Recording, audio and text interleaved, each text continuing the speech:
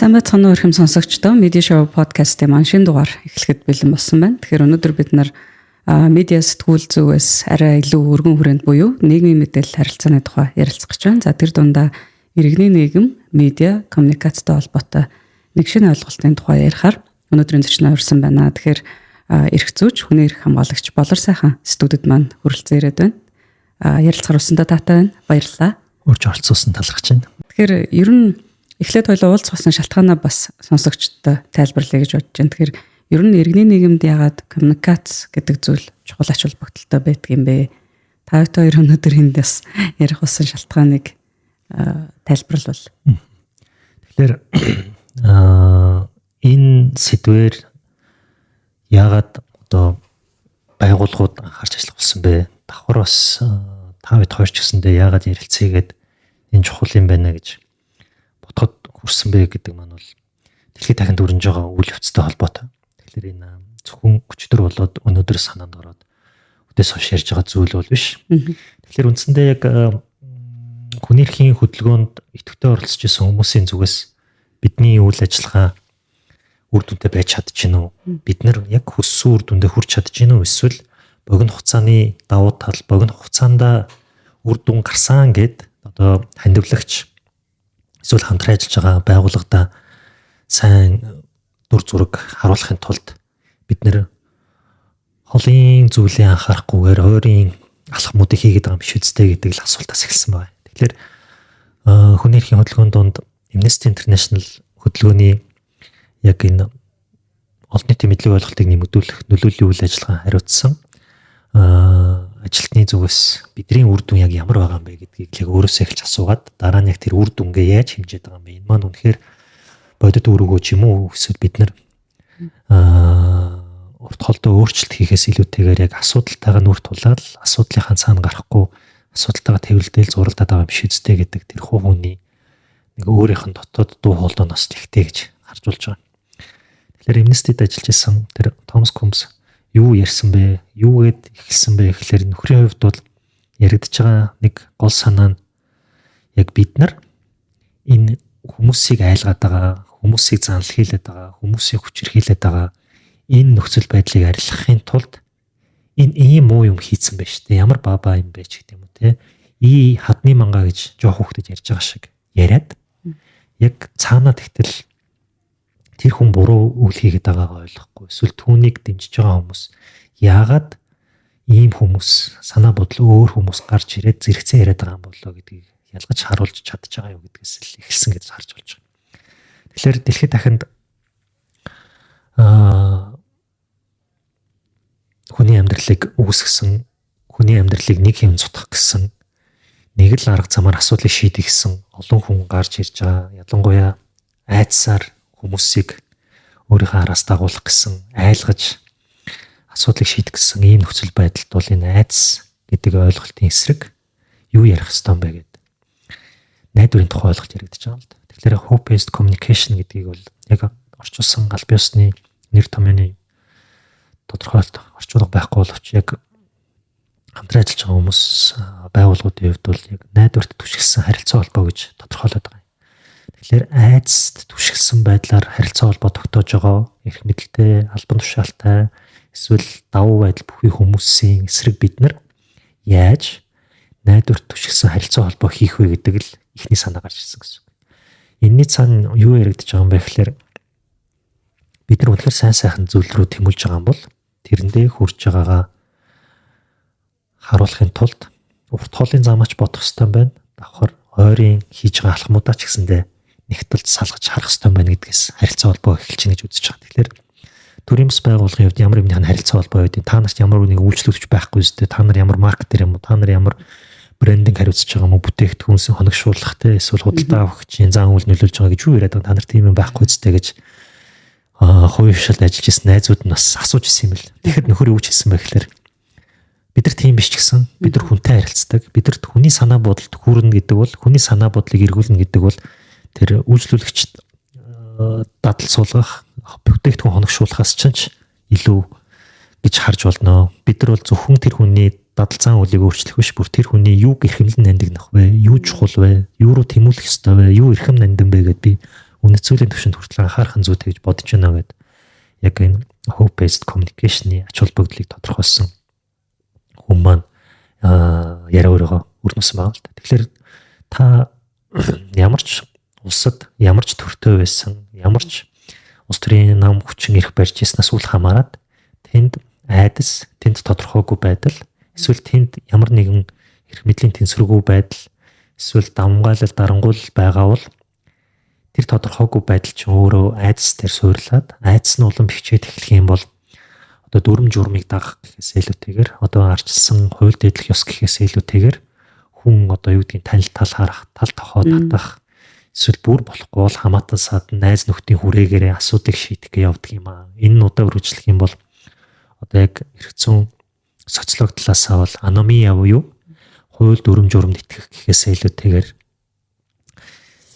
би л энэ амьдрал аваа явуул баруун, би л сайхан амьдрчивэл баруун гэдэг нэг ийм буруу амьдралын хэм маяг соёл тогтдгийм байна гэдгийг нөхөр л яриад байгаа. Тэгэхээр бидний хувьд ч гэсэн жижигхэн Монгол улсын хувьд ч гэсэн цөөн хүн амтай байсан ч дотроо эвтэй байхаас гадна бид нар юу гэрхэмлэнэх вэ? Юу бидний хувьд үе үед чухал вэ? Ямар зүйлийг бид нар он цагийн хилээнд ч гэсэндээ мартахгүй анхаарч дамжуулж уламжилж явах вэ гэдэгт бол энэ харилцаа холбооны арга хэлбэр бол чухал гэж л онцлоод энэ талаар медиа шоун дээр яриад үзээ. Хоёулаа энийг хуваалцаад ярилцсан зүйтэй байна гэж бол анх ярьсан. Тэгээд миний хүсэж байгаа зүйл юу юм бэ гэхээр өмнө нь бас төрөмс байгууллагад ажиллаж байхад одоо боловсролын чиглэлээр ажиллаж байхад яг энэ боловсролын салбарт одоо чанартай боловсруулахын тулд тэг шамрах гэж юу юм?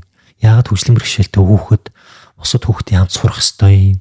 Сонсголгүй хүүхдийн одоо тэр тохионы хэл яагаад их хэл гэж үзэх ёстой юм ингээд яг бид нэр амьдралдаа эргцүүлж бодож байгаагүй эсвэл яг сургуульд суралцж байхдаа харж байгаагүй зүйлийг ярих нь чухал гэдгийг одоо би хэвлэлийн үрэлэнгийн багш нартай анх ярьж исэн. Тэгээд одоо тэр үеийн Тамира Чиндэд доод багш нарын хувьд бол энэ бүхэн чинь яг олон хүнд хамааралгүй юм шиг боловч яг энэ асуудлыг таниулж ойлгуулах тэгээ олон хүний одоо амьдралтай холбоотой гэж яриа хөөрөө өрнөх гэдэг чинь өөрөө харилцаа холбооны хэлбэр байна гэж ярьж исэн байна. Тэгэхээр хэвлэл мэдээлэл бүхнийг мэдэх албагүй ч гэсэндээ яг тодорхой хэмжээнд нийгмийн бүлгийн дуу хоолойг хүргэж чадахгүй байгаа, дуу хоолойгоо сонсгож чадахгүй байгаа тэр талуудын өмнөөс дуу хоолойг нь хүргэх.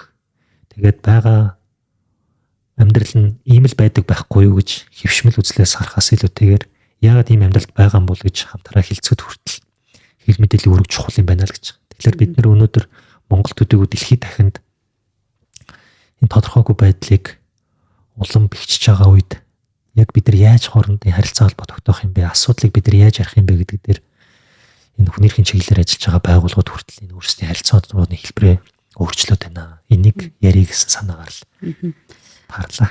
Найдварт түшгэлсэн харилцаа холбоо гэж та сая том яллаа тий. Тэгэхээр яг яаж өрнүүлнэ гэсэн үг вэ? Одоо сая хэлж гэн айдаст түшиглээд хэтэрхийх айдас давтаад богино одоо зайн ийм харилцаа холбоо яваад байна гэд тий. Гэтэл энэ өнөөдөр нийгмийн ер нь хүмүүс хоорондын харилцаа холбоо чинь сошиал медиа гэдэг зүйл дээр маш их тулгуурладаг болчихлоо. Өнөөдөр монголчуудын ч гэсэн мэдээлэлээ авч байгаа зан төлөвийг харах юм бол хэрэгслүүд дундаас бол жишээ нь Facebook бараг 70-80% гарч ирж байна тий. Гэтэл энэ сошиал медиа платформуд ч өөрөө алгоритм нь илүү хүнийг цочроосон, одоо айдас төрүүлсэн гинтийн цочмог ийм контентэд угаасаа хүн илүү анхаарал хандуулдаг гэдэг нэг ийм зан төлөвтэй суур байгаад байгаа. Тэгэхээр ийм нөхцөлд бид нар найдвар яриад нөгөө хүмүүсийн манд сая танид урдсанчлан тэгэхээр санаа бодол одоо юу гэдэг анхаарал одоо хандуулах байдал түнд нь өөрчлөлт орох боломжтой юу? Тэгэхээр яг сошиал медиаг онцлохоос өмнө хэрэглэгч нь хэн бэ гэдгийг бид харах хэрэгтэй байна. Тэгэхээр хүн за аль нь бол ойлгомжтой. Гэтэл яг өнөөгийн түвшинд бид нар хүнийг судалсан байгаа байдал ялангуяа тарих судлал, хүний зан үйл судлал, хүний танин мэдхүйн болон танин мэдхүйн дараах одоо тэр метакогнитив энтергээд нөхцөл байдлыг аваад үзэх юм бол бид нар юуг хэрхэн ойлгож хүлээн авч ийн вэ? Тэгээд түүнийг хэрхэн өөр дөрөө тусгаж ийн вэ? Тэрэн дээр тулгуурлаад амьдралаа хэрхэн залж ийн вэ гэдэг бол бидний одоо ашиглаж байгаа мэдээллийн урсгалын одоо үр нөлөөнөөс шууд хамааралтай гэсэн үг. Тэгэхээр одоо бид юу харж байгаа юм, юу үзэж байгаа юм, юу сонсож байгаа юм, юу уншиж байгаа юм. Одоо сүүлийн үед бол хаагур ямар газар зүйн хувьд хаагур явж байгаа юм гэдэг маань хүртэл бидрийг одоо тодорхойлох бүрэн боломжтой болчихлоо тийм технологийн давуу тал. Тэгэхээр нэгдүгээрт бид нар хүн юм бол хүн бидний хувьд өөрт бас нэг тийм нийтлэг боловч бусдаас ялгарх шинжүүд байна. Бид нар хүүсүүл хамааран баярлдаг, хөөрдөг, догдолдог, гундаг, гутардаг, гутдаг. Тэгэхээр бидэрт байгаа юм нийтлэг мэдрэмжээс гадна бид нар бас хоорондоо ялгарч байгаа зүйл нь юу юм бэ? Тэгэхээр бид нар юуг эрхэмж нандинж байгаа вэ? Юуг харж баясж байгаа вэ? Бид нар юуг үзэж, хүсэж тэмүүлдэг вэ? Юу бидний дур таашаалыг төрүүлдэг вэ гэдэг асуулт гарч ирнэ. Тэнгүүд эртээр үеэс одоо агуу дээр амьдарч ирсэн тэр агуу үеэс тэр агууд зурсан ханийн зурагнаас бид нар айдсыг тодорхойлж ирсэн байдаг. Бидрийг юу айлгаж ирсэн бэ? Бид нар юуг харж баяр хөөр баяслалыг агуулж ирсэн бэ гэдэг. Тэгээд бүр тэр зурагнаас харагддаг гэж сүг зурагнаас харагддаг гэж хэлж байна. Тэгэхээр ямар ч соёл иргэншил байснаас үл хамааран тэр агуун зурагнаас бол бид нар төрөх, хорим найр хийх, гэрлэх, өөхөх гурав бол хүний амьдралд хамгийн чухал байсан юм байна гэдэг харж болж байгаа. Тэ? Тэгэхээр шинэ хүн бий болж байгаа. Овг аймагуд хоорондоо ураг барилдаж байгаа. Хин нэг бид нэр амьсгал хурааж байгааг бол цохон тэмдэглэдэг байсан юм байна. За энэ ерөнхий өрөө. За тэгэхээр ан ав хийж байгаа хоол ундтай болж байгаа бол баярлах үйл явдал. Гэтэл тэр ан ав хоол унд бэлдэж тэр явж байгаагийн хажуугаар одоо сүргээр явж исэн амьтанд мөргүүлээд өгч байгаа, хаднаас салтраад унаад өгч байгаа, эсвэл зэрлэг хараатанд довтлуулаад өгч байгаа тэр үхэл бол бас хадны зур дээр үлдсэн байх жишээ. За тэгээ бүр хожим үеийн ингээд аваад үзэх юм бол одоо тэр чулуу хадан дээр битсэн зүйлс төр бол одоо яг тэр нөгөө тайлга үлдэх гэж ярьдаг те. Өөд болоочийн хойноос өргөл барьц үлдэж байгаа. Тэр ингээд зүйлс бол тэр хадны зурган дээр үлдсэн байна л гэсэн санаа явж байгаа. Тэгэхээр эртээр үеэсээ өнөөдөр хүртэл бид нэр ийм байдлаар амьдралын чухал хэрэгэлтэд хадгалж үлдэж ярьсаар ирсэн юм байна. А нөгөө талаараа хүн төрлөختөн бид нар чинь түүхэн туртаан байна. Нөгөө агуун буланд сууж захтаа галаа саагаал тойрол өөрсдийн мэдхийн хэрээр энэ нэртэн чи яаж үссэн юм бол энэ ант яагаад юм учиртай юм бол тэгээд өөрсдийн домгийн сэтгэлгээгээр ярьснаас ахуулаад өнөөдөр хүртэл бид нар түүх хуваалцсан явж байна. За тэр түүх хуваалцдаг хэлбэр нь өнөөдөр хадны зураг биш фэйсбүүкийн хандл болчлоо да. Фэйсбүүкийн бовол болчлоо тий. Харин агуулга нь ямар байгаа вэ? Энэ бодтой юу, үнэн үү гэдэг дээр бол арай өөр юмнууд гарч ирж байгаа. Гэсэн хэдий боловч энэ олон зуун мянган жилийн туршид бидний тарих одоо өсөж хөгжихийн хэрээр биднэрт бас түгээмэл шинжийг хадгалсаар байгаа. Айдас бол хүн төрлөختөнд байдаг түгээмэл шинж. Бусдаас ялгарх шинж гэхээс илүүтэйгээр түгээмэл шинж гэсэн. Тэгэхээр яг сэтгэл зүйн талаас, тарих судал талаас аваад үзэх юм бол та ямар нэгэн байдлаар асуудал тулгарлаа гэвэл түүнээр нүүр тулах уу? Эсвэл хөшөд зогсох уу? Нэг бол зогтон зайлах уу гэдэг үйлдэлийг одоо сонголтын дундаас бас одоо асар богино хугацаанд та өөрөө аюулыг үнэлээд өөрийн мэдлэгийн түвшинд мэдж байгаа хэрэг хийдэг гэж.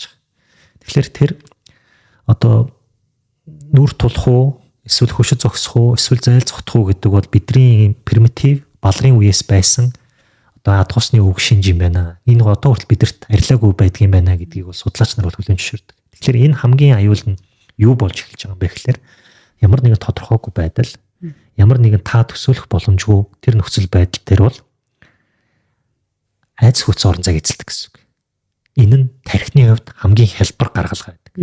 Энэ тодорхойгүй учраас зүхтээ, энэ тодорхойгүй учраас шийдвэр гаргахгүй, энэ тодорхойгүй учраас дайрж орохгүй гэдэг. Тэгэхээр та одоо сонсогч та ямар нэгэн шийдвэр гаргах гэж байгаа бол яадаг вэ гэдгийг бодоход бол одоо хүртэл энэ бол хүн төрөлхтний зовлон байсаар байна. Оюун дүгнэлт хийх арга маань байсаар байна. Хоошид ч гэсэндээ бидний хүүхдийн хүүхд хүртэл ийм зүйлтэй байсаар байна. Бидний тархины өөр нэг онцлог нь юу юм гэхээр тархи юмыг маш ерөнхийлж таамагладаг. Өөрийн мэдж байгаа хүрээндээ ерөнхийдөө таамаглаа авчдаг. Тэгэхдээ би түрүү нөгөө бид нар эртээр үеэс агуу дотор байхдаа түүх өгүүлж ирсэн гэдэг штэ. Тэгэхээр бид нар тархинд ямар түүх байгаагаар тархи тоймолдог, хураангалдаг. Зарим тохиолдолд байс мөн үү бараг. Тэрнээс бол байс үүсэж байгаа нөгөө мэдхийн хэрэг гэсэн үг штэ. Мэдхийн хэрэг гэдэг чинь одоо тэ өөрт байгаа түүхийн хэрээр тэр өөрт байгаа түүхийн хэрээр тэр хүн оюун дүглэж чинь гэсэн үг шүү дээ. Тэгэхээр тэр хүнд эерэг, тэр хүнд одоо таатай, тийм түүх, тийм зураг, тийм дүрслэл байхгүй бол хамгийн сайнаараа одоо тэр хүний чинь тархин ажиллахдаа айцаар төгчдөг. Юу юм гэхээр чи гэмтэж магадгүй. Яагаад гэвэл чи байгалийн зөнгөө алдаагүй байгалийн амтан байхгүй юу? Тэгэхээр хичнээн олон мянган жил нийгэмд амьдарсан гэж ярьж байгаа боловч чиний байгалийн зөн тэр эрт балрын үе чинь чамайг одоо хүртэл залуурдж байгаа гэсэн. Тэгэхээр энэ харилцаа холбооны хамгийн том суурь нь юу юм гэхээр бид нар яагаад энэ итгэл гэдэг зүйлийг ярих ёстой юм гэхээр тэр зүйлийг олноор ярихгүй бол зохиомл санамсаргүй өөрийн мэдлгүйгээр маш олон тийм айдас гэдэг юм уу тэр сайн түүхтэй зэрэгцэж муу түүх гэх юм уу эсвэл тэр орон зайг нөхөх зүйл асар их болчихжээ л гэсэн санаа яваад. Тэгэхээр тэр асар их болсон зүйлсүүдийг чинь тарих сонсоод лах юм бол айжмдаа тэрүүгээрээ ерөнхийлж томлоод за ер нь ирээдүйг бүрхэг юм болио. За ер нь одоо ингэж амьдрахаар ер нь хичээх хэрэг байна уугүй юу? Тэ нэг бол уун тодорхойг байгаа юм чи надад ч зүгээр орхичил доо гэд. Тийм тоймолдог тархины энэ онцлог дээр бид нар байнга бодож явахгүй бол бараа бүтээгдэхүүнийг бид нар санал болгохдоо ч гэсэн ингэж ашигладаг байсан тэр зүйл маань одоо бүр одоо нийгэм эдийн засаг улс төр соёл ярихтай хүртэл биднэрт тэгж нөлөөлдөг болчих. Одоо айдастай холбоотой Монголын нийгмийг цочирдуулж байгаа эсвэл Монголын нийгэм рүү чиглэсэн зөндөл олон юм байна л да. Нийгмийн шинжтэй, улс төрийн шинжтэй, эдийн засаг соёлын шинжтэй. Тэгвэл тэрийг бид нар юу гэж яаж харах юм? Тэрийг бид нар одоо харангуйтаа хөшөө зогсохгүй илүү сайн сайхан байдал руу залахын тулд илүү миний амьдралыг сайн сайхан болгоход үүнийг бид нар яаж харах ёстой гэдгийг ярихын тулд энэ ихтгэл найдвар түшгэлсэн харилцаа холбоогоо бид нар эхлээд ярих хэрэгтэй болчих. Тэгэхээр энийг ингээд задлаад аваад үзээг бол нэг дотор нэг 5 бүрэлдэхүүн хэлмэт байгаа юм л да. Яг ингээд өмнө нь хүнийрхийн байгууллагууд ямар нэгэн байдлаар нөлөөлөл хийхдээ юу гэж ярьдаг байсан бэ гэхээр энэ ямар муу хүн бэ? Энэ хүн ийм бурангуй үйлдэл хийчиж энэ хүний энэ үйлдэлийн улмаас ийм хүмүүс одоо хохирсон байна. Ямар амар юм бэ? Хүүх ямар хадны манган шиг амтан бэ? Тэ баба гэж ярьдаг байсан. Тэгэхээр энэ хүн ийм буруу үйл хийсэн байна. Ямар амар юм бэ гэдэг чи өөрөө айц төрлөд байгаа байхгүй юу? Тэ энэ хүн бусдыг барьж аваад дур зоргоор шийдэгчтэй юм байна. Энэ хүн бусдыг ирүүдэн шүүжтэй юм байна. Бусдыг хүчрхийлжтэй юм байна гэд. Тэнгүүт тэр постыг уншиж байгаа уншигч тэр зүйлийг үзэж байгаа үзэгч бол хараад цочирдож байгаа. Хямарж байгаа. Тэгээд манай улсад болох хэсэг нь тодорхойгүй. Тэр хүний амьдрал тохиох хэсэг нь тодорхойгүй ч тарих ийм зүйлийг олж аваад яадаг вэ гэхээр шууд хамгаалах гарах гэсэн үг. Тэ. Тэгэхээр ямар нэгэн үйлдэл хийх, ямар нэгэн түүнийг хамгаалах гэхэр чинь яа гэсэн үг лээ. Одоо би түрүүний хүн бол нэг үндсэндээ 3 шийдвэрийг гаргадаг гэдэг байгаа шүү дээ. Шууд нүүр тулна, эсвэл зог тусна, нэг бол хаяна. Огт сайн мэдэхгүй зүйл рүү бол хин хязгаарч хүсэрч орохгүй. Тэгэхээр зог тусах юм уу эсвэл шууд хаяна гэсэн үг. Тэгэхээр за манай улсад болоогүй нямаа, миний амьдрал тохиогоогүй нямаа. Одоо шаал энгийн нэрээр гудамд нэг хүн ухаангүй хэвтчихье. Би юу гэж бодох вэ? Нийтлэхээр. Жишээлбэл та гудамд ухаангүй хүн хэвтчихье юу гэж харах вэ? Зүгээр төсөөлөл үзье л та. Санаа зовно үсттэй. За. Дараагийн үйлдэл юу гэж болох вэ? Тэгээд санаа зовоолоод очинд яасан юм бол гэ. За яасан бол гэ та очин. Тэгээд дараагийн үйлдэл юу болох вэ? Гэхдээ тэгээр нь ухаангүй байвал одоо эмнэлэг домлого дуудан те сэрэх гэж үзнэ гэдэг ч юм уу. За окей. Тэгвэл бидэрт өөр бас ямар сонголт байгаа вэ? Хараагүй юм шиг өнгөрдөг. За хараагүй юм шиг шууд за өнгөрсөө хараад те энд юм ч байгаагүй юм шиг явдаг байж болно. Өөр одоо яах юм бэ лээ? Мэдгүй. Энэ хоёр юм шүү. Нэг бол хараагүй юм шиг өнгөрөх, нэг бол хараад арга хэмжээ авах л үсттэй.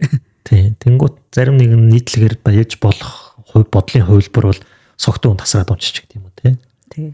Эсвэл өндөр настай хүн те цус харваад ч юм уу даалт нэгсэд ч юм уунчиж те. Эсвэл за надад ямар хамаах уу явах тухай ойлголт хэрэгтэй чинь те. Гэтэл тэр хүний цаана юу усныг бид нар мэдэхгүй. Гэхдээ уг зүйн бол одоо бид нар нэг олон юмрхаас илүүтэйгээр хүн ёсоор бол бид нар тэ таны хэлсэнчлэн очоод яасан юм бол тусламж хэрэгтэй байгаа юм болов эмнэлэг дуудах уу тэ эсвэл өөр ямар нэг юм байх уу за ухаан ортолд иргэдэн байж ах уу яах уу гэд бодох нь бол хамгийн зүй ёсны хэрэг зүй зохистой.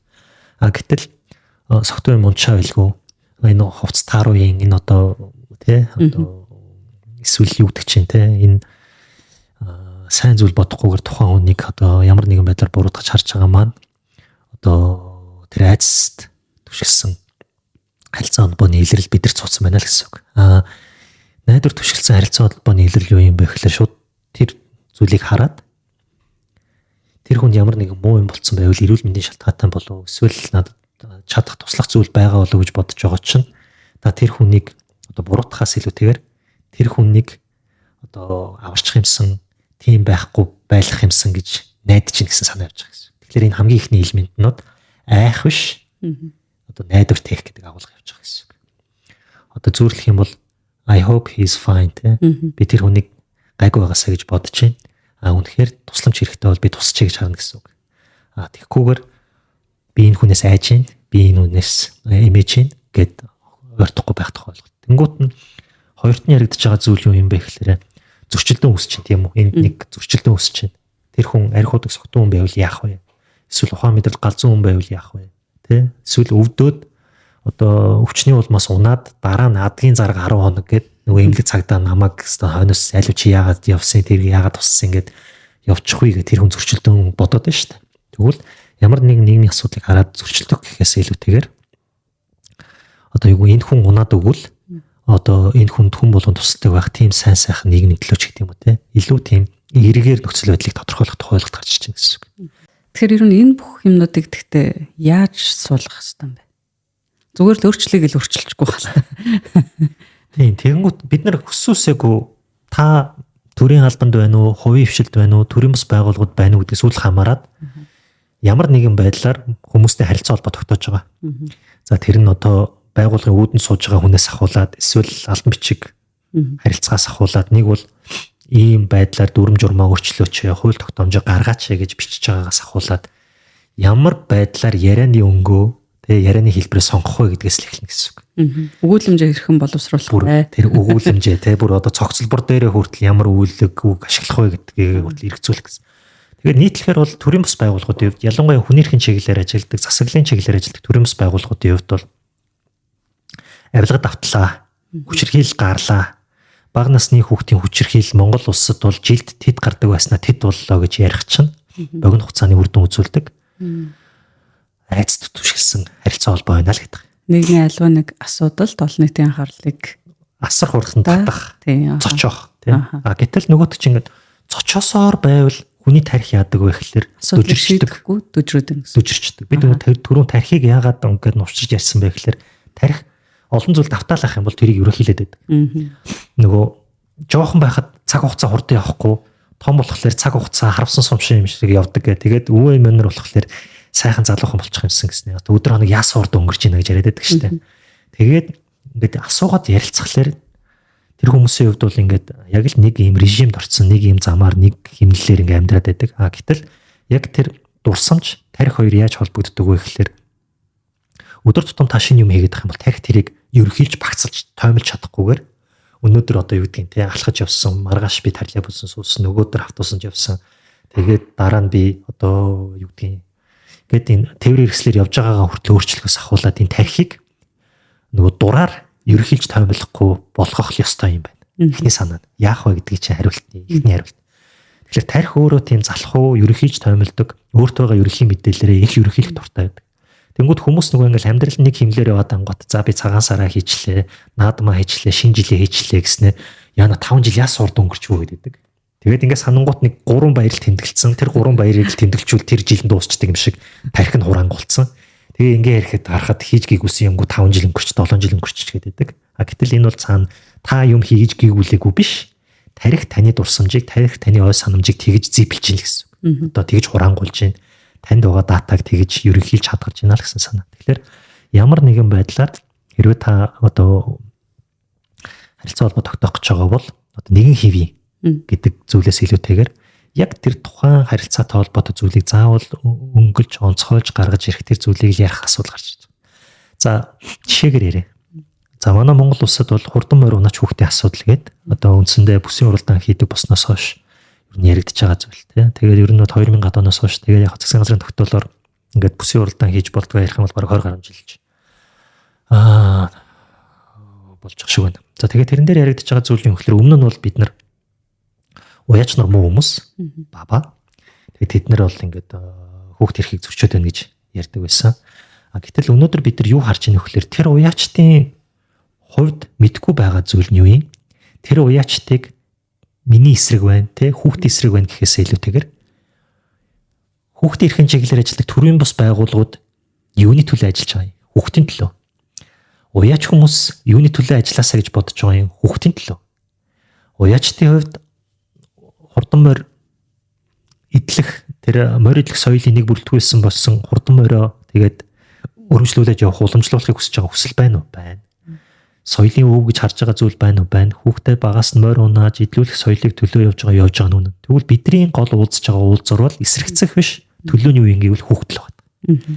За тэгвэл хүүхдийн төлөө чи ингэж ажиллах ёстой, чи ингэж ажиллах ёстой, чи чадахгүй шүү дээ, чи чадахгүй шүү дээ, чи хүүхдээ хамгаалах ёстой биз тэгээд нуруугаа харуулахаас илүүтэйгээр одоо бид нар найдвар түшигсэн харилцаа холбоо юу ярих гэж байгаа юм бэ гэхээр уяач хулангуй та хүүхд морь уралдуулах үсрэгээ сунгаа хийхдээ хүүхд оролцуулахыг бол би буруу шаагаад байгаа юм биш ээ. Бидний хувьд анхаарах зүйл юу гэхээр хүүхэд насндаа сургуультаа сурах хэрэгтэй байгаамаа.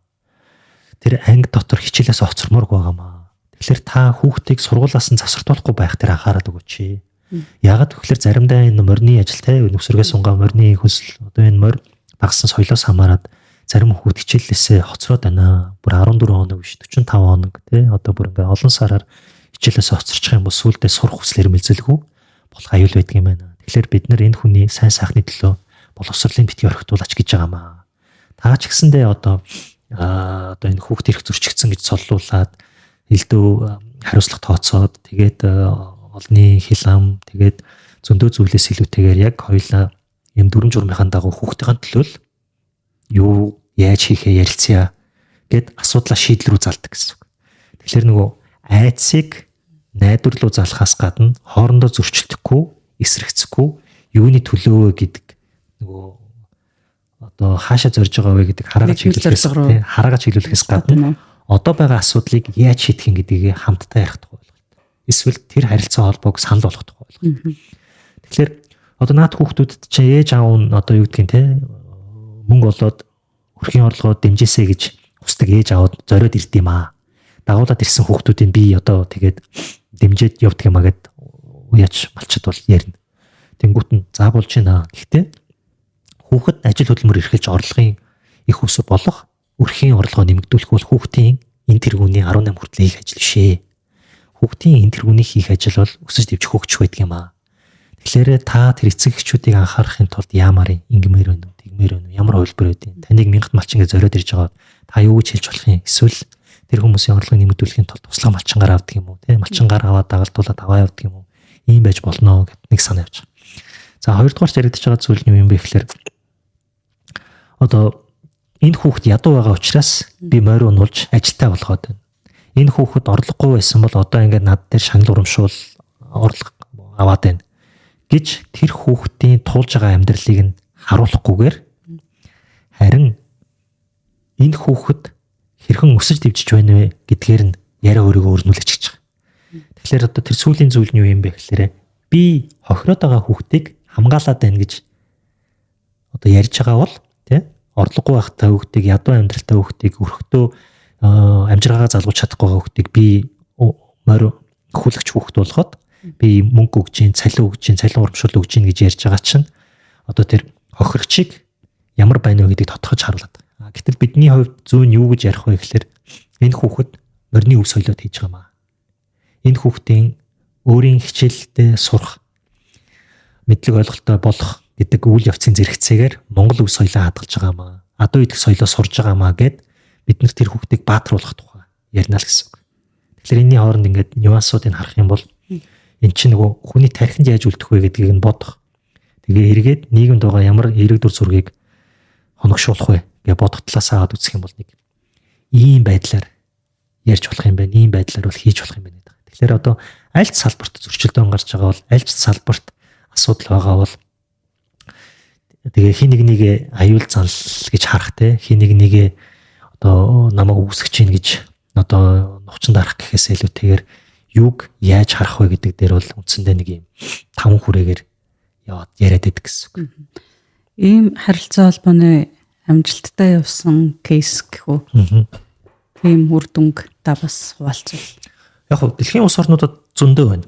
За би яг энүүгээр хийж байгаа одоо сүүлийн үеийн Монголын жишээ гэх юм бол үеийнгийн дээрлэхлийг бүгдээрээ ярьлаа. Тэгээд яг төрийн бус байгууллагууд, хүүхд эрхийн чиглэлээр ажилладаг байгууллагууд, төрийнхэн за бүр тэгээд нөгөө сургуулийн төвшнөөс ахуулаад сайд хүртлээ бүгд тойрч сууж агаад яг хүүхдээ голдоо тавьж агаад NTV гэдэг телевизээр үеийнгийн дээрлэхлийн тухай ярьлаа л та. Энэ бол яг энэ найдвар төвшөлсөн харилцаа холбооны одоо сүүлийн жишээ гэж би хэлмээр байгаа.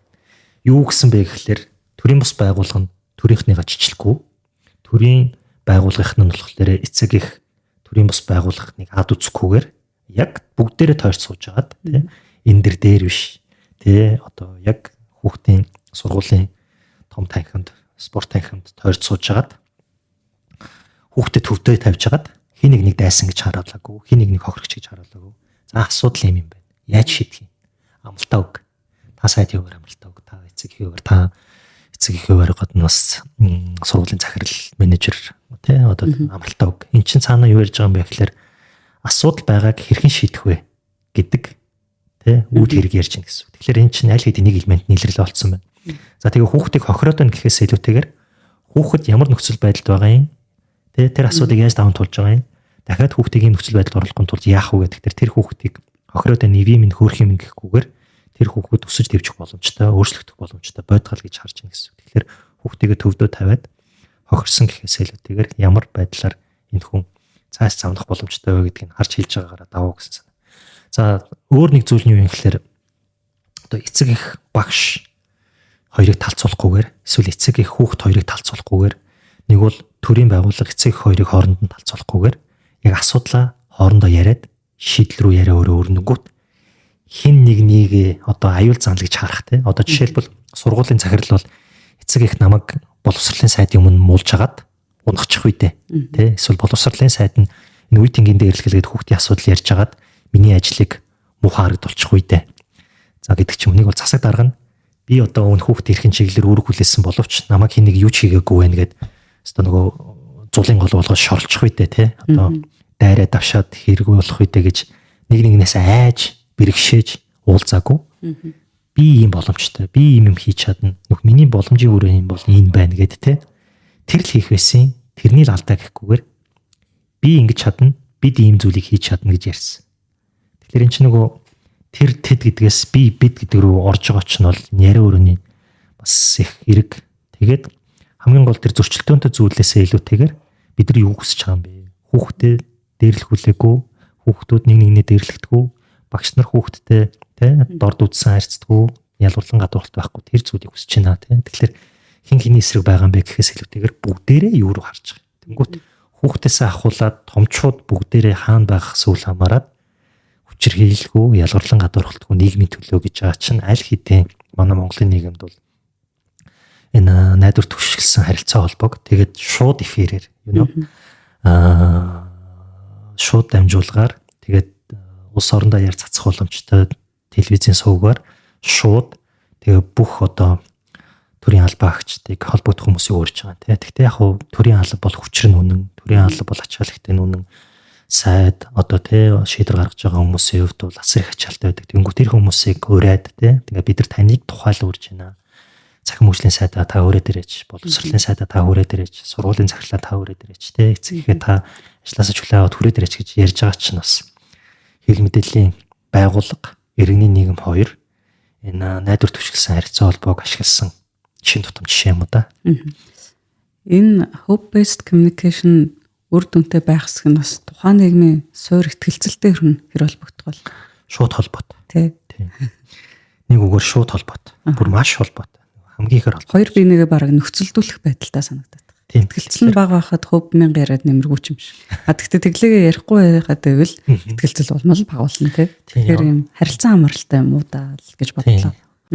Харилцан амралтай дундаа нийгмийн итгэлцэл унж байгаа үед төрийн бус байгууллагад ажиллаж байгаа бид нар улам соргог, улам анхааралтай, улам одоо ухаалаг, олон нүдлийг харах хэрэгтэй болж байгаа гэсэн. Нөгөө талаараа хэвлэл мэдээлэл салбарт ажиллаж байгаа таны мэргэжил нэгт нөхөд таны шав коллег хамт ажиллаж байгаа нөхдийн зүгээс ч гэсэндээ энэ нийгмийн итгэл суларж байгаа ганхаж байгаа хүн хооронд итгэхэ болж байгаа нарийн ярил нийгмийн итгэл буюу нийгмийнхаа институцд итгэхэ болж байгаа энэ нөхцөл байдал дээр хүсүүсээгүй тэр найдварыг төрүүлэх гэдэг бол чухал болчихж байгаа. Яагаад вэ гэхээр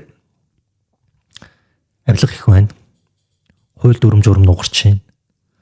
Одоо хууль нэг хөтөлбөргүй чанд хэрэгжихгүй байна гэж байгаа үед үгүй эн чинь хэрэгжих ёстой, хэрэгждэг юм аа.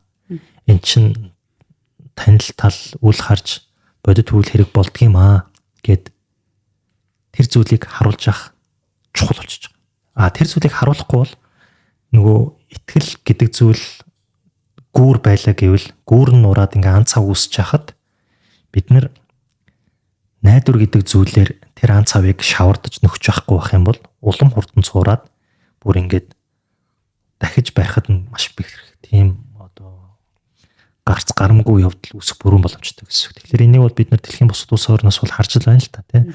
Төр ажиллаж чаддгүй, төр чаддгүй, төр болохгүй байна, төр гэд балбаад ангууд айжмдаа төртөө итгэл нь алдарсан иргэд бол за би л амиа авч явахгүй болохгүй байна, би л өөрийгөө авч явахгүй болохгүй юм байна гэдэг тэр айдас, тэр оюун дүнэлт нь тэр нөгөө айдсаар ингээд чиглэгдсэн тэр оюун дүнэлт нь одоо тэр хулгайг дэмжих, авилгыг дэмжих, шудраг бус явдлыг гааруулах гэдэг олон зүйл болоод байна л та. Гэтэл би өнөөдөр хуулийг сахиулаач гэж дуурснараа хэрэгт орчих юм шиг байна. Хилээ азад байжээ гэж бодохгүйгээр хуулаа биелүүлээч гэж зүрх зоригтой шаардах чинь иргэний нийгэм талаас ч хэвлэл мэдээлэл талаас ч хамгийн чухал зүйл байгаа. Одоо хамгийн ойрын жишээ гэх юм бол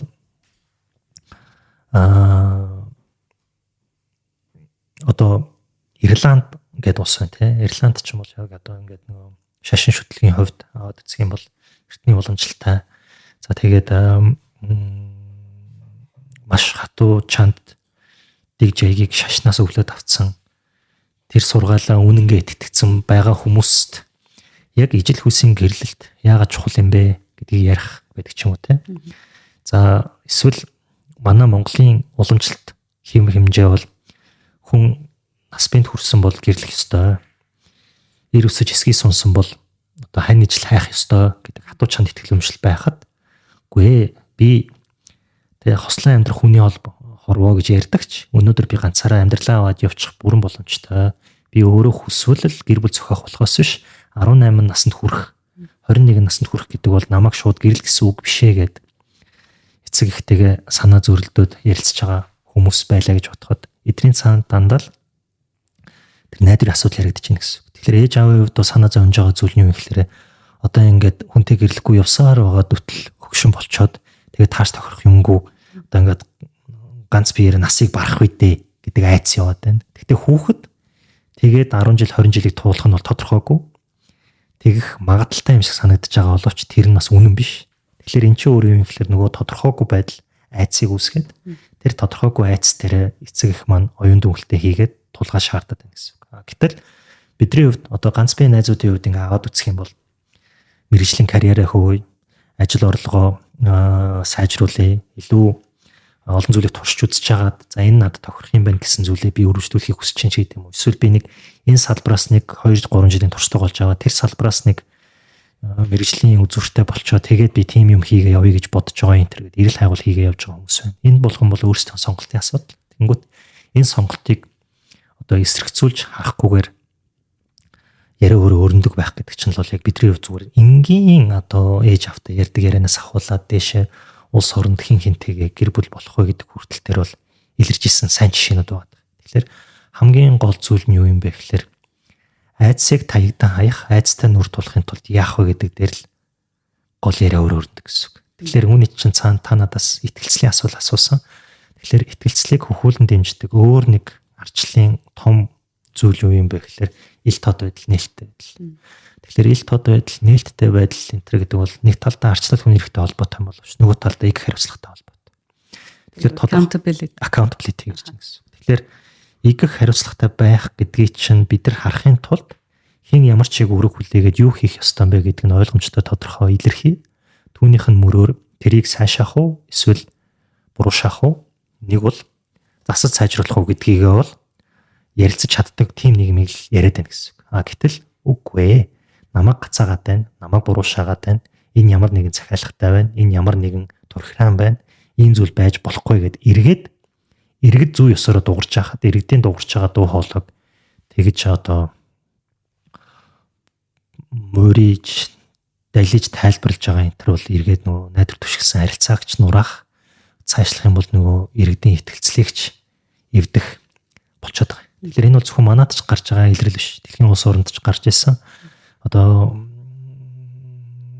Польш, Унгар тэгэл маш олон улсуудад ийм зүйл гарч байгааг бол бид нар харж байна. Тэгэхээр бид нар хурц улс орнуудаас ч гадна бас ийм зүйлийг давтахгүй байхын тулд яах вэ?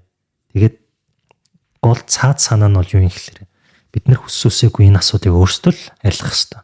Бидэрт хэнийг ирээ шийдэхгүй. Тэгэхээр бид нар өөрөөсөө нэг нэгэндээ аврал, өөрөөсөө нэг нэгэндээ их орон би Монгол хүндээ одоо тус дэмэл гэж болмоор байна. Түүнээс ч одоо нэг хин нэгэн үлгэрийн баатар гарч ирээд эсвэл хин нэгэн гаднаас хүн гарч ирээд бидний асуудлыг арилгана гэдэг бол байхгүй л дээ. Тэгэхээр энэнд итгэл хэрэгтэй л байна. Нөгөө талаараас сонсохоор hope based communication гэдэг дээр юм ер нь маш урт хугацааны харилцааны арга хэлбэр юм байна да гэдэг сэтгэл төрж байна. Нэг талаас дахиад нэг өнцгөн гэх юм бол hope based одоо иргэний нийгмийн байгууллага ч юм уу медиа байгууллага энэ харилцаа холбоог ашиглаад ер нь аливаа нэг асуудал төр бид нар хүнээр үйлдэл хийх зорилготой байгаа гэдэг. Тэгэхээр бидний бас нөгөө уламжлалт ойлголт бол айдас зочроо өгөх юм бол яаралтай ямар нэгэн арга хэмжээ авдгаа гэдэг ойлголт байгаа гэдэг. Итгэл найдвар өгнө гэх юм бол түрүүн хэлсэнчлэн тэгэхээр маш урт хугацааны ажиллагаа болдог л та тий. Тэгэхээр энэ тал дээр та юу гэж хэлэх вэ? За одоо тийм та бол маш зөв ажилласан байна. Одоо би бол яг тантай бүрэн санд нийлж байна. Одоо хамгийн өрн жишээг бол уур амьсгалын өөрчлөлт. Хүрээлэн байгаа орчны асуудал ярингууд энэ бол айдас. Наад чинь зүгээр хүмүүсийг айлгаад байгаа болохоос байгаль орчин тэгж өөрчлөгдөд байгаа юм байхгүй.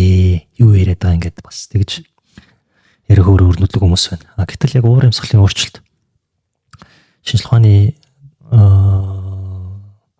одоо цуглуулсан судалгаа энтрийг ингээ харах юм бол бид нар одоо энэ дээр яаж ажиллах вэ гэдэг асуулт гарч ирдэг. Тэгэхээр одоо айдас түшигсэн байдлаар бид нар өмнө юу хийдэг байсан бэ гэвэл за энэ уур амьсгалын өөрчлөлт гэдгийг бол бид нар одоо ингээд тавиад тучлаа. Одоо энэ бол ингээд эргэж бутсахгүйгээр ямар ч засаршгүй хүний буруутай үйл ажиллагаанаас ийм нөхцөл байдалтай нүр тулчлаа гэж байгаа чинь бол айдас түшиглсэн. За урт хоолын тэгээд итгэл одоо нөгөө найдварыг бид нар хадгалсан байдлаар юу хийж болох вэ гэхээр за хүн бүр бүгдээрээ те та аль улсад байхаас үл хамааран хүн бүр бүгдээрээ одоо чадлаараа цэвэр эрчим хүч ашиглая. Сэргээгдэх эрчим хүчийг дэмжийе. За тэгээд шаардлагатай гэвэл бүгдээрээ өрх болгон хүн бүр өөрөөсөө чадлаараа энэ цэвэр эрчим хүч рүү шилжийе. Надад ийм боломж байна. Хувийн хвшлийн зүгээс банк санхүүгийн байгууллага бол ийм хөнгөлтэй зээл олох боломж байна.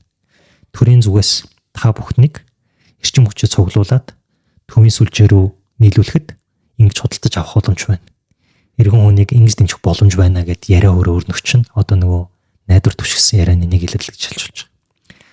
За одоо өөрөнд бол халуун цаг айсуу тэгээд бид нар цагийн ажил их хийх хэрэгтэй болдог. Тэгэнгүүт цагийн ажилтай холбоотой яригддаг нэг зүйл юм бэ гэхээр энэ ур чадваргүй залуучууд ч нэг 2-3 өдөр ажиллачаал төлбөр тооцооны өрөнд орчоол үйлчлэжсэн үнэ алдчихал яваад өгч тийм байл. Эдгээр ерөөсөө найдваргийн залуучуудтай ажиллах хэцүү байд ингээд. Тэгвэл найдвар түшигсэн харилцаа холбоо юу яаж болох юм бэ гэхээр та бид нар дээр 3-7 хоног дадлага хийх хугацаанд бид таныг ийм ур чадвар сургаад таныг ийм дадалтай болохын төлөө анхаарад одоо бэлдээд ажилуулнаа тий одоо хүн ороод ирэхэд мэдлэх тэгээд одоо юу гэдгийг захиалга авах захиалгаа шалгах тий одоо хэдэн минутанд уух юм өгөөд хэдэн минутын дараа очиж юу болж байгааг нь асуугаад захиалсан хоолыг 5-7 минутын дараа аваачиж өгөөд гээд тэр үйлчлэгний байгууллага юу байдаг вэ ямар стандарттай вэ гэдгийг сайтар сургаад бид нар таныг ингээд ажлын дадлага дүртэй болгоно та сайн дураараа ажилласан ч бай цагийн байдлаар ажилласан ч бай бид нар ийм боломжтой гэж яриа хөрөө өрнж байгаа чинь найдвар түшгэлсэн гэж бол харж болж байгаа. За өөр нэг юм юу юм гэхээр одоо манайхны дунд ялангуяа манай үеийнхний дунд нэг ийм яриа хөрөө байл та. За энэ манай Монгол улсад энэ шүүх тогтол заах юм болчлоо. За шудраг ёс гэдэг зүйл алга. Одоо энэ байдлаар бол тэгэл илүү одоо юу гэдгийг гэм зэмгүй одоо хууль ёсыг дагаж явж байгаа хүмүүсэнд илүү гэхээр зовх юм байна. Гэтэл дүгнэл яриалаа л да. Энэ чинь бол айц гэсэн үг. Тодорхойгүй хүн болгонд их хэсэг тодорхойгүй байна. А тэрний оронд юу ярих болох вэ гэхээр за хэрэг маргааныг шийдвүүлж байгаа дүрм журмаа сайжруулъя. Нуглаа гаргаад байгаа бол хийдэл байгаа бол тэрийг арилгая гэж бид нар мэрэгжлийн хувьд хувьч өмгөөлөгч нар бол дуурах хэрэгтэй байна. Үүгээрээ бид нар өөрсдөө хамгаалахын зэрэгцээ ирээдүйд үйлчлүүлэгч ч гэсэн хамгаалж байгаамаа гэд мэрэгжлийн холбоогоо шахах байдаг юм уу те. Одоо Монголын хувьчдын холбоо, Монголын өмгөөлөгчдийн холбоо энэ нөгөө зог тусах гэдэг юм эсвэл зайл гэд хаяа явах гэдэг сонголтоос илүүтэйгээр мэрэгжлийнхэн чаддаг зүйлээр олуулаа нийлээд нүр тулъя гэж байгаа чинь найдвар түшгэлсэн боломж шийд санал болгож байгаа нэг илэрлэж харж болж байгаа. За одоо нөгөө дэлхийд дахинд нөгөө сайн нэг дөрвөсгийн хямрал боллоо шүү дээ. Тэгэл дөрвөсөд бол гэмт хэрэгтнүүд энэ дөрвөстөөс болоод манай улс орон одоо өнгө төрхөө алдчихлаа. Сайн сайхан байсан ч манай улс орон бодоо олчлаа гэлээдэг те. Тэгэнгүүт одоо Европын холбоо жишээлбэл дөрвөсөд ирснээр биднэрт ажиллах хүчний нөөц ийм байдлаар нэмэгдсэн. Яг тухайн нутаг дэвсгэртээр амжилж байгаа хүмүүсийн хувьд бол соёлын ялгаатай байдал, соёлын хүлээцтэй байдал ийм байдлаар тий хувь нэмэр оруулсан. За тэгээ гадны авьяас бэлэгтэй хүмүүс тий гадны зүрх зоригтой хичээл зүтгэлтэй хүмүүс бол бидний дунд ихээр байна ч гэдэг юм. За тэгээд одоо сүүлийн ганц жишээ хэм бол яна дарангуул тогтлоо тий. Дарангуул бидний арчсан нийгмийг нураа унахад бэлэн боллоо гэж ярьж байна тий. Энэ бол айцд түшгэлсэн бол байрлцсан. А зүүн юу юм бэ гэхээр хүн бүр оролцож бидний нийгмийг сайн болгоно. Үнэхээр бид нар арчлыг нэмдэгж байгаа юм бол арчлын зүрхэнд амьдардаг түүний өв шимийг хүртдэг юм бол бүгдээрээ сургаггүй, сортоотой бай, амьдралтай холбоотой зүйл дээр оролцдог бай, хэн юу ярьж байгааг нь анхаарч сонсдог бай гэд яриа өөрөө эхлүүлдэг байх чинь. Яг энэ харах үнцгийн өөрчлөлт ч юм шиг. Тийм. Энэ нэг талаараа харах үнцгийн өөрчлөлт. Тэгэхээр нөгөө урт хугацааны зорилго байгаа юу байгаа. Хуу хүний хувьд хялбар дүнэлт хийхгүй жоохон наанта цаантай бодож тунгаагаач гэж хүсэж байгаа нь үнэн. Тэгэхээр нөгөө наанта цаантай бодож тунгаах гэнгүүт чинь та түрүү надаас нэг bias гэдээ асуусан шүү дээ. Яг тэр одоо ингээд хэвшмэл ийм л байдаг байхгүй юу гэдэг бодлоо эргэж нэгтгэхэд хүрнэ гэсэн үг. Аа тэгээд би нөгөө монголчууд цөөхөн нэг нэгнтэйгээ уулзах, нэг нэгнтэйгээ харилцах, орон зайг үлдээгээч. Тэгэж нэг нэгнтэйгээ уулзах, орон зай үлдээж нэг нэгэндээ бид нэр их орон гэж харах, нэг нэгийг аврал гэж харах гэдэг ч юм бол хамгийн чухал юм байна гэдэг санаа чинь хандлагын өөрчлөлт хүртэл байгаад. Тэгэхээр нөгөө итгэж найдахын тулд та өмнө нь итгэдэг байсан тэр зүйлээ үүсэхгүйгээр, хойш тавихгүйгээр яагаад энэ хүн ингэж хэлээд байгаа юм бол гэж нэг чигт тавьж сонсдог байхаас л эхлэх тухай юм яриад байна гэсэн үг. Тэгээ ер нь бол айдаст суурилсан харилцаа бол илүү нөгөө дайсанлыг л ер нь бий болгож байгаа шүү дээ. А таны ярьж байгаа нь бол тэгэхээр санаа оноо зөрчилдөж болно. А гэхдээ шийдэл хайсан байдлаар асуудалд хандах тухай яриад байна гэж товчоор одоо ойлгуул зөв. Тийм. Тэгээд өмнө нэг мэдэхгүй ч байсан, өмнө нь эсрэгцдэг ч байсан, өмнө нь чи би дээрээ тулаад, чи чаддгүй, чи болдгоо, чи юм штэ гэдэг. Одоо би энийг яагаад хэлээд байна вэ гэхээр жишээлбэл манай Монгол улсад нийгмийн хариуцлагыг нэвтрүүлэх нэгэд төслийг Дэлхийн банкны зүгээс 3 жилийн хугацаатай хэрэгжүүлэхийн өмнө судалгааж үзсэн байгаа. Тэнгүүт яг монголчуудын дунд хинд итгэдэг вэ гэдэг зүйлийг асуунгууд төрийн байгууллагын бус байгууллагын чадваргүй, хариуцлагагүй, юм чаддгүй штэ гэдэг байдлаар хардаг. А тэнгүүт төрийн бус байгууллагын болохоор төрийнх нэг хүн сурталтай үр бүтээмжгүй одоо хийх ёстой ажлаа хүний төлөө хийдгүү штэ гэд нуруугаа харцсан байгаа юм л. Тэнгүүт энэ бол яг нөгөө эрүүл мэнд боловсрал гэд салбарт дунд хийсэн түүрээс авсан хариултууд байгаа юм л. Тэнгүүт яг ингээд гараад ирэнгүүт одоо бид нар чинь бүр тэр төр 92 нэг нэгэндээ итгэхээс цаашаага салбар дотроо нэг нэгэндээ итгэх болчихлоо. Тэнгүүтээ салбар дотроо одоо яаж хуваагддгийг мэдэхгүй тэр ингээд нийтлэхээр ингээд харангуут ямар багшин шав вэ гэдгээрээ бас ингээд нэг хуваагдаад ах шиг байна. Хаана ямар улсад суралцсан бэ гэдгээрээ хуваагдаад ах шиг байна. Ер нь бол хуваагдаж болох бүхнэр л хуваагдаж. Ер нь бол хуваагдаж болох бүхнэр санаатай болон санамсаргүй байдлаар бид ба тэд гэдэг одоо хуваагдalч манад polarization гэдэг байгаа. Туйлширсан хуваагдал байж болох гэсэн. Одоо зүйлээр л хуваагдаж шүү дээ. Монголын ахмадын холбоо, Монголын чөлөөт ахмадын холбоо те одоо сагсан бөмбөгийн холбоо, сагсан бөмбөгийн үндэсний холбоо ч гэдэг юм уу.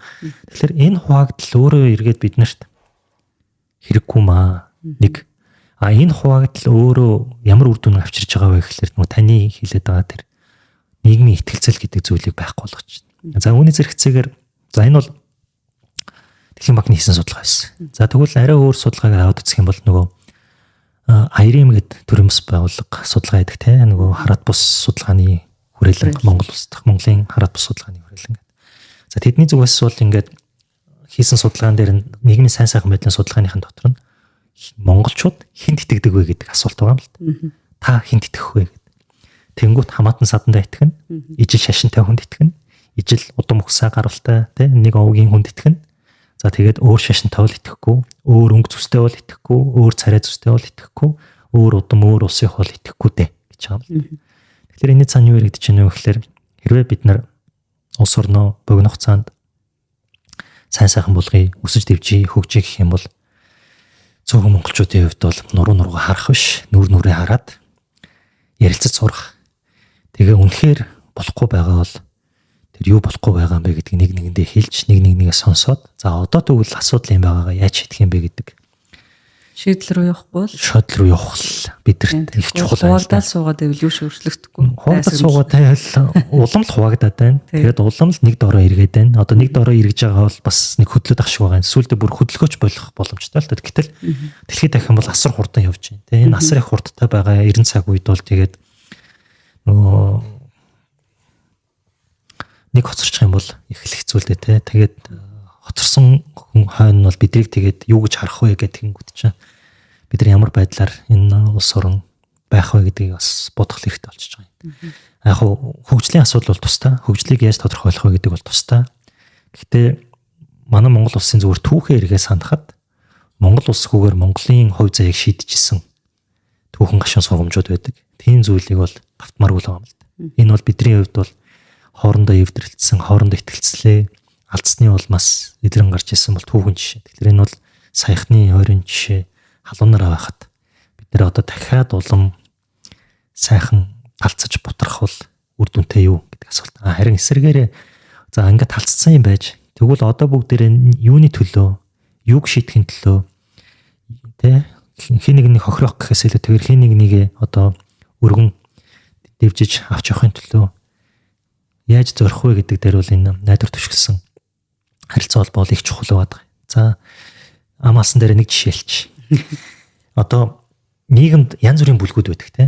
Тэгэнгүүт бид нар жишээлбэл 20 дугаар зуунд бол хөгжлийн бэрхшээлтэй хүнийг бол чи эмчлүүлээс соёлуулаад явчихвэл баруу. Чи нийгмийн амьдралд оролцох шаардлагагүй. Чи байж л байл та чи ингээл эмчлүүлэл соёлуулаад явчихвэл баруу гэж хардаг байсан. Үүнийг нь бол яг тэр үеиг том ёсон шинжилгээний нэр томьёо нь бол эмнэлгийн загвар гэдэг. Хөгжлийн бэрхшээлтэй хүнийг эмнэлгийн загвараар тодорхойлж одоо амьдралын шийддэг байсан гэсэн. Өнөөдөр бол хөгжлийн бэрхшээлтэй хүнийг бол нийгмийн загвар буюу тэр хүн хөгжлийн бэрхшээлтэй байж болно. Тэр хүн ур чадвараа алдсан байж болно. Ур чадвараа алдснаа нөхөд хэнийг ч гуйхгүйгээр хизээч нийгмийн амьдралд оролцох ёстой маа гэдэг юм яриад байгаа. Тэгэхээр би хосолд ороод бүслэгнээсээ доош нугасны бэртэлтний улмаас мэдээг болчлоо гэж бод. Тэгвэл би тэрэгцэртээр суугаад хэнийг ч гуйхгүйгээр чөлөөтэй нийгмийн амьдралд ордог байх тухай ойлголтыг ярина гэсэн үг. Энэ юу гэсэн үг юм бэ гэхээр намайг 5 давхар барилгын 3 давхраас хэн нэгэн түрж буулгахгүй. Намайг гадуур явхад энэ тэнд онхолтоод унаад бэртчихвэ гэхээ санаа зовж хувийн туслах байхгүйгээр би явах таатай орчин нөхцөлийг бүрдүүлсэн тийм газар амьдрах тухай ойлголт яригдаж байгаа. Тэгэхээр орчны саадгүй орчны хүртээмжийг сайтар хангасан тэр нийгэм гэдэг бол өөрөө хөгжлийн бэрхшээлтэй хүнээр ч хязгаарлагдахгүй.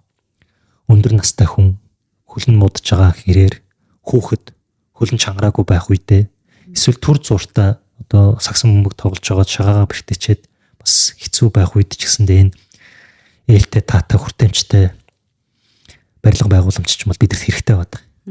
Тэгэхээр энэ зүйл хүртэл яаж бий болох вэ гэдэг дээр бол бидний хувьд хөгжлийн бэрхшээлтэй хүнтэйгээ нүүр тулаад хөгжлийн бэрхшээл чинь ямар олон янз юм бэ?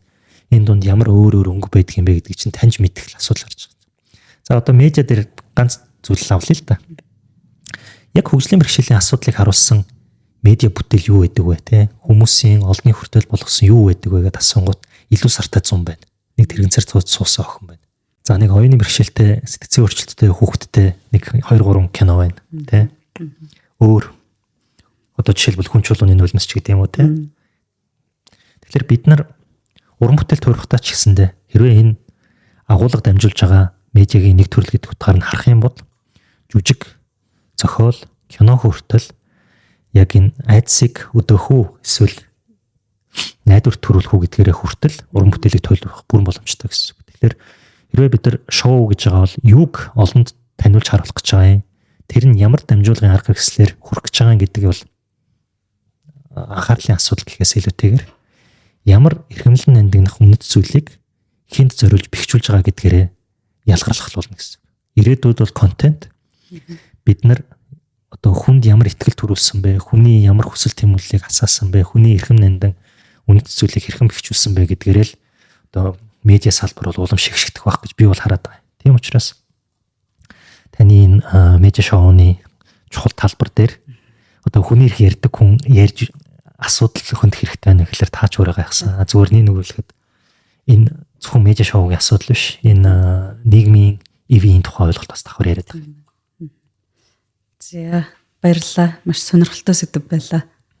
Цаашдах одоо контент хийх төр үйл явцтай бас редакцаараад өгдөг өөрийнхөө хувьд ч гэсэн ашиглана гэж бодож дүгнж итгэж дуслаа. Баярлалаа. Танд ч гэсэн баярлалаа.